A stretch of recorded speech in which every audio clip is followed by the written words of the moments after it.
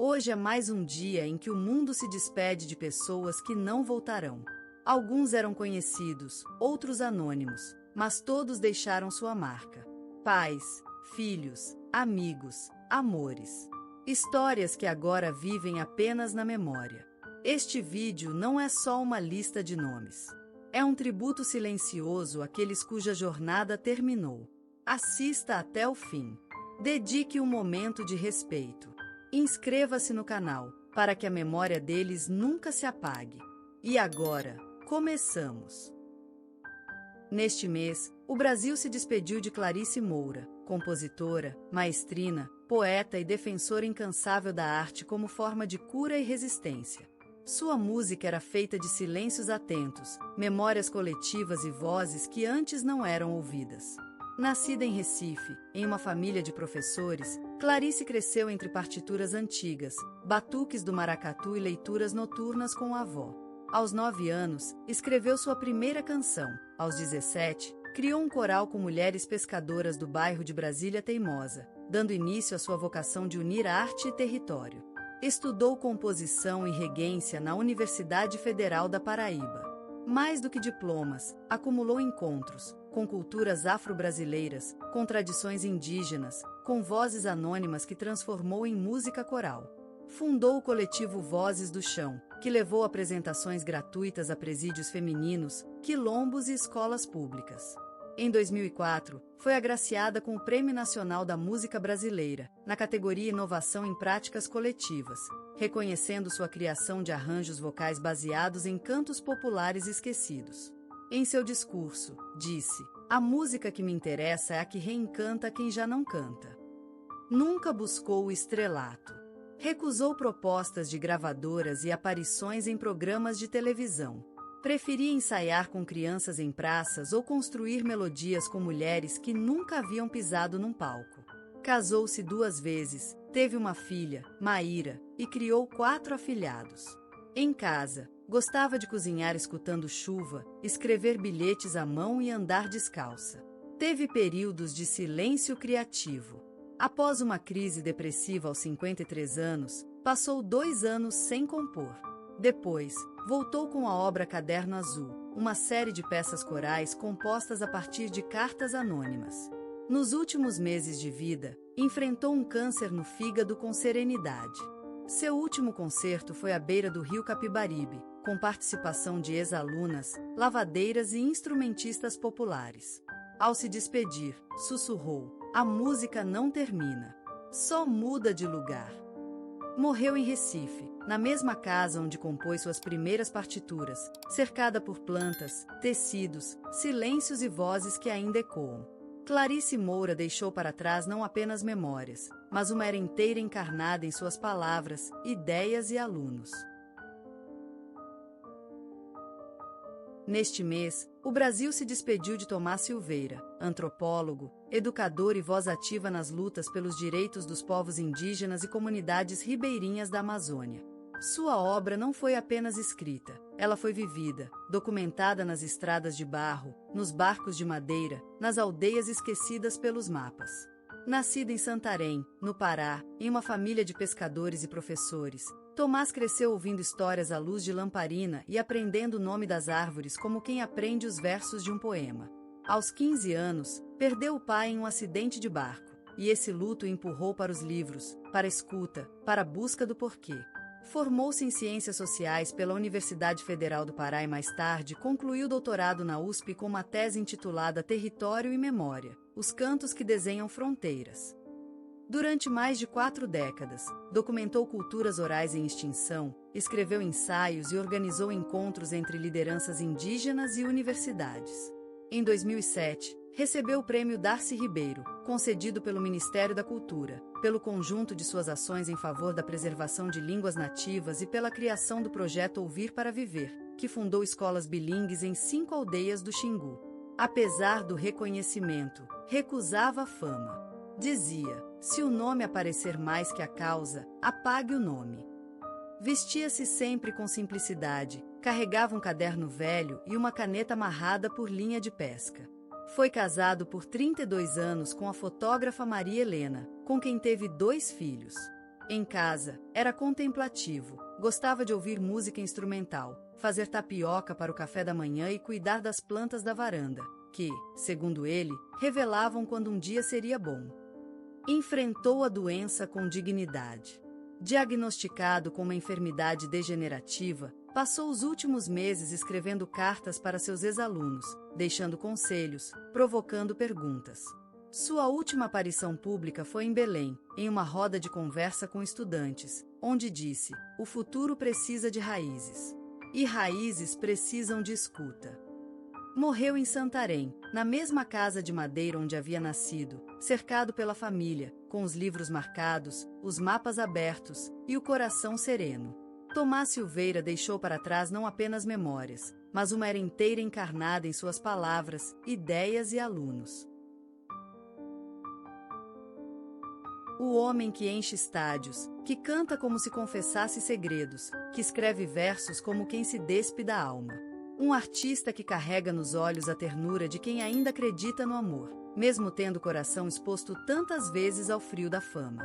Um nome que virou sinônimo de sucesso, de romantismo moderno, de brasilidade com doçura. O menino do interior que virou gigante sem jamais deixar de cantar com o peito. Mas antes de tudo isso, antes da primeira música estourar nas rádios, antes do primeiro fã desmaiar no show, antes da luz e do eco, havia o silêncio. O silêncio de uma casa simples. O calor do colo de uma mãe. O cheiro de café passado. A voz do pai chamando pelo quintal. E o som antigo de um rádio ligado, onde Zezé de Camargo e Luciano falavam de paixões que Luan ainda nem conhecia. Luan Rafael Domingos Santana nasceu no dia 13 de março de 1991, na pequena cidade de Campo Grande, Mato Grosso do Sul. Mas foi em Jaraguari, um vilarejo ainda mais pequeno, que ele aprendeu o valor do tempo lento. Ali, onde as noites tinham estrelas visíveis e os dias cheiravam a terra molhada, começou a nascer a sensibilidade do menino que ouvia mais do que falava, que sentia mais do que demonstrava. Seus pais, Amarildo e Marisete, eram pessoas de fé, simples, trabalhadoras. Amarildo, funcionário bancário, era o equilíbrio. Tinha um olhar sério, mas mãos que sabiam acalmar. Marisete, dona de casa, era flor e aço, tinha a voz doce e os gestos firmes. A casa deles era pequena, mas cheia. De sons, de risos, de cheiros. Sempre havia música, mesmo que fosse o som da chaleira no fogão ou da chuva no telhado. Nos primeiros anos, Luan era um menino observador, tímido, de olhos grandes e curiosos. Tinha medo do escuro, mas dormia abraçado com um violãozinho de brinquedo. Ao invés de monstros, via figuras nas sombras da parede, e algumas vezes até cantava para elas dormirem. Sua voz, ainda frágil, carregava uma doçura que fazia silêncio dentro da casa. Aos poucos, seus pais perceberam, ele não apenas repetia melodias. Ele sentia a música. Era como se cada nota saísse do peito já machucada de emoção. Aos 3 anos, cantava afinado.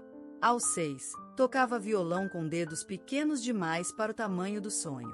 Aos 7, já tinha público, os vizinhos, os parentes, os amigos da escola. Mas o que poucos viam era o menino depois do show caseiro. O Luan no quarto, olhando para o teto e imaginando o que havia além da cerca. O que havia fora daquele mundo de ruas de terra e brincadeiras de fim de tarde.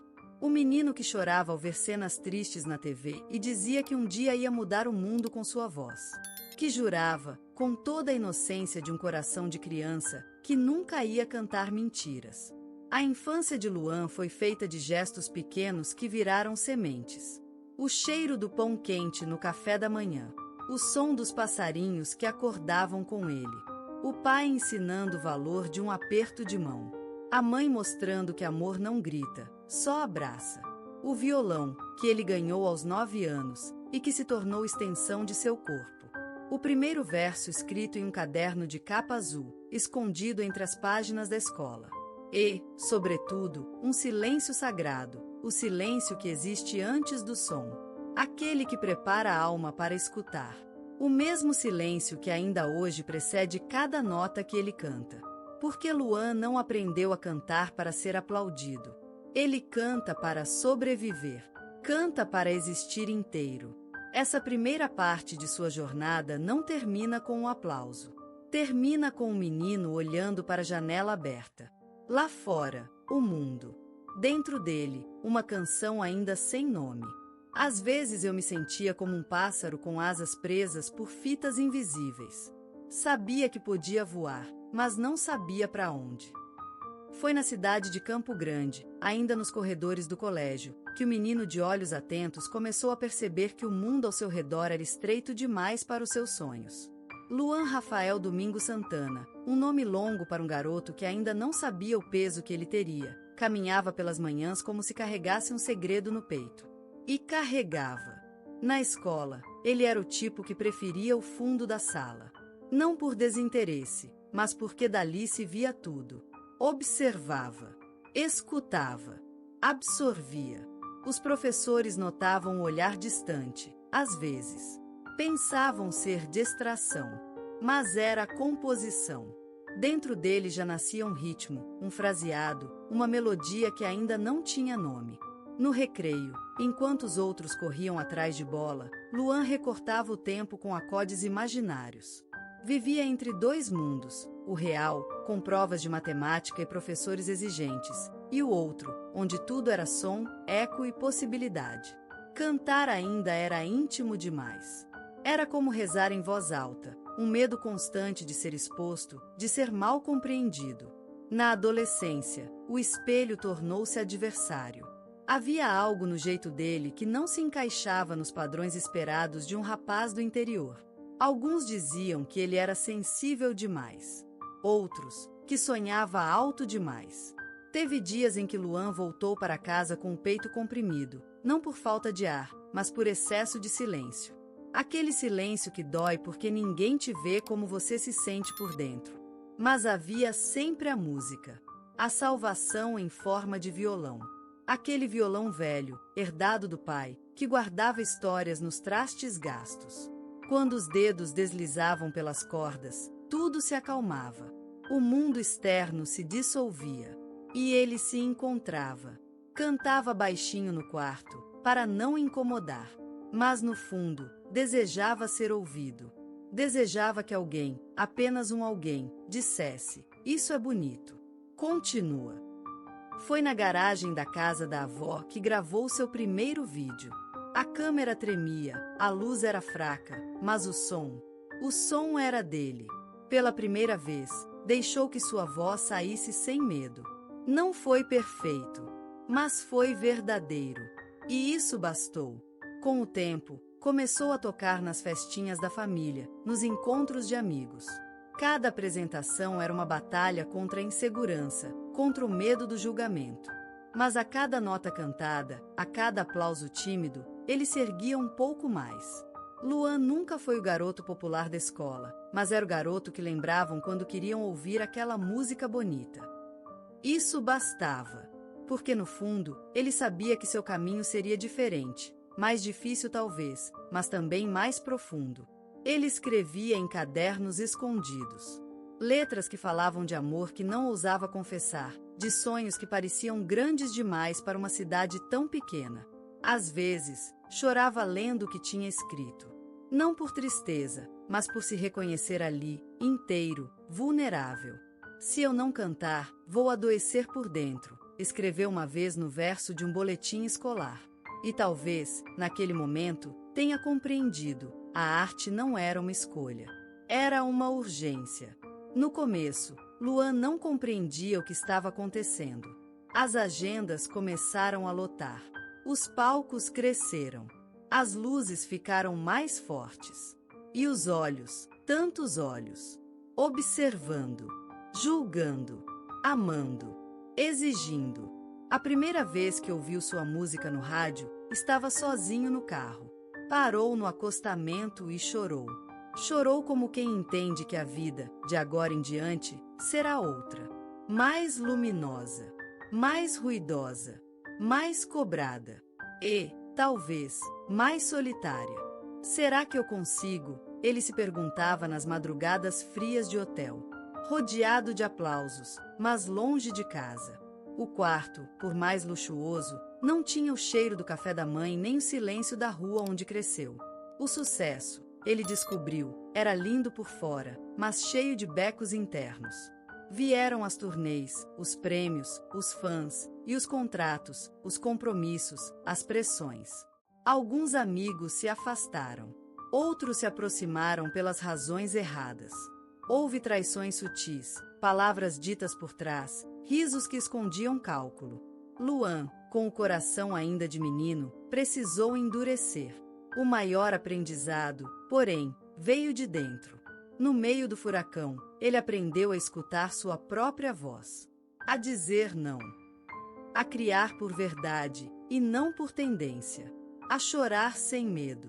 A sorrir sem fingimento. Descobriu que o maior palco é o que construímos dentro de nós mesmos. Luan passou a escrever com mais coragem. A escolher projetos com mais alma. A levar a música a lugares novos, misturando o sertanejo com o pop, com o eletrônico, com o que sentia na pele. Era criticado por ousar, mas já não tinha medo, porque entendia, ser fiel a si é o único sucesso que importa. Hoje, quando sobe ao palco, já não busca aprovação, busca conexão. Não canta para ser amado, canta porque ama. Cada nota é um pedaço de uma estrada longa, feita de dúvida, paixão, tropeços e revelações. E se um dia tudo isso acabar, os flashes, os prêmios, os gritos, ele saberá que o essencial permanece. Porque o menino que um dia cantava na garagem ainda vive dentro dele. E é ele quem segura o microfone mais importante, o da consciência.